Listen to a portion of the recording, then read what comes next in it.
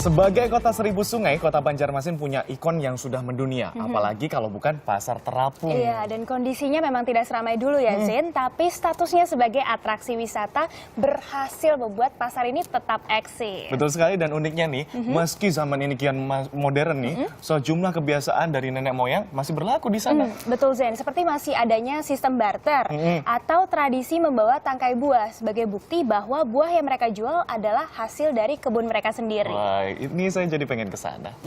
Oke, kita langsung aja ke sana. Yuk.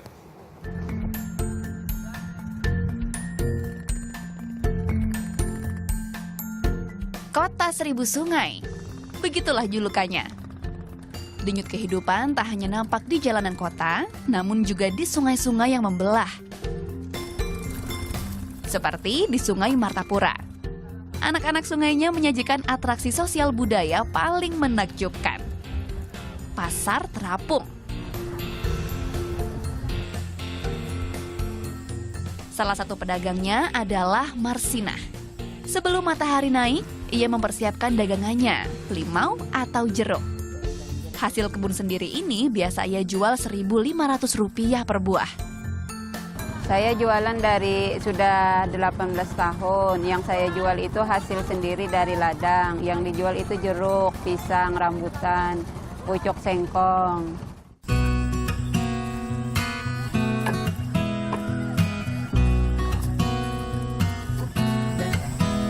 Segalanya siap, Marsinah pun berangkat. Di atas jukung, ia melaju menuju Pasar Terapung, Lok Baintan.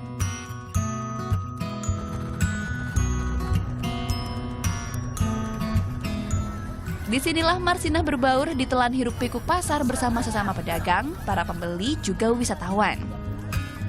Bukan cuma limau atau aneka sayur. Pasar ini pun hadir sebagai komoditas. Inilah keunikan yang dicari turis dari dalam dan luar negeri. Kehidupan masyarakat di sepanjang sungai pun jadi suguhan menarik.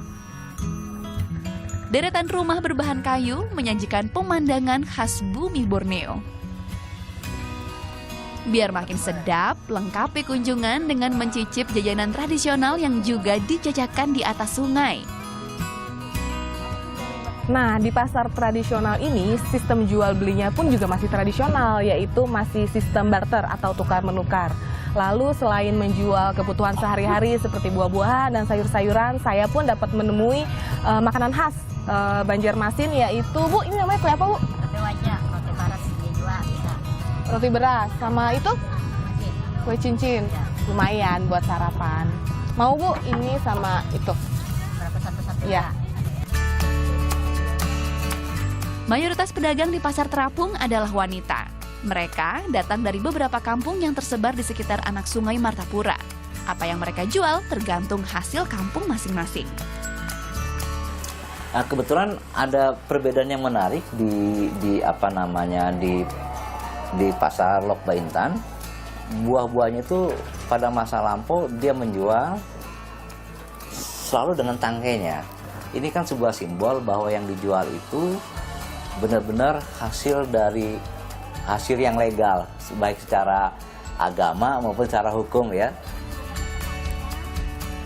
Pasar Terapung biasanya ramai saat hari-hari pasaran yang jatuh pada hari Jumat dan Minggu. Hal ini sudah mentradisi sejak dulu. Namun, modernisasi dan pembangunan turut berdampak terhadap eksistensi pasar ini. Memang Pasar Terapung kayaknya jadi ikon ya. Akan tapi kita tidak bisa dipungkiri bahwa dengan adanya jalan darat membuat jalan darat kan memperpendek jarak. Nah, sehingga arus bukan pembeli, ada istilahnya, kalau istilah yang biasanya disebut pembelantikan, yakni broker, dia langsung ke tempat ke kebun sang petani. Nah, itu yang membuat makin lama makin sedikit orang berjualan di sungai, karena dia langsung ke titik produksinya, ke kebun-kebunnya gitu.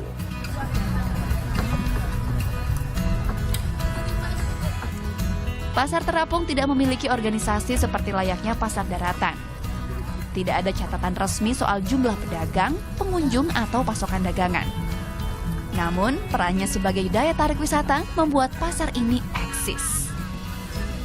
Hanya kepekaan dari semua pihak yang bisa membuat wisata andalan Kalimantan Selatan ini tetap bertahan.